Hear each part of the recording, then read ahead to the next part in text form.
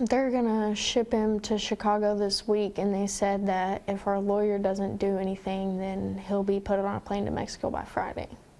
We first brought you the story of a Kentucky family struggling after their father was detained by U.S. Immigration and Customs. They say he lost his documentation in a house fire and his permit then later expired. The teens say after yesterday's story aired, they received donations and then were able to hire a lawyer.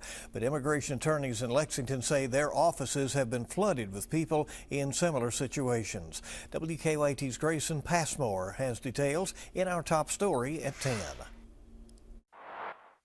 Immigration attorney Heather Hadi's office has seen a significant increase in clients and callers, some looking for what to do if they came to the U.S. on a visa that's now expired. And at some point, maybe you overstayed or you let it lapse, whether it's because, you weren't sure what to do or maybe financial difficulties.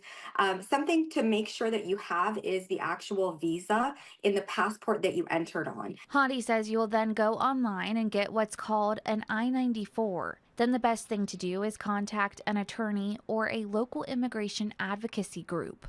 And it doesn't even matter if they have criminal records or not at this point. But a surprise even to her is that Hadi's also seen an increase in calls from people whose visas or documents are up to date. Now we are seeing people who have been legal residents for decades, and now they're in fear of traveling on vacation this summer because they're worried, like, am I going to be able to come back? I don't have any criminal record, but I'm not a citizen, and now they're scared. Hadi says she doesn't want to instill more fear in people, but she wants them to be cautious. But as long as all of your paperwork is together, you're not traveling to a country that they consider as dangerous, then you really should be okay. Hadi encourages people to memorize important phone numbers and keep your paperwork on you as often as you can. In Lexington, Grayson Passmore, WKYT.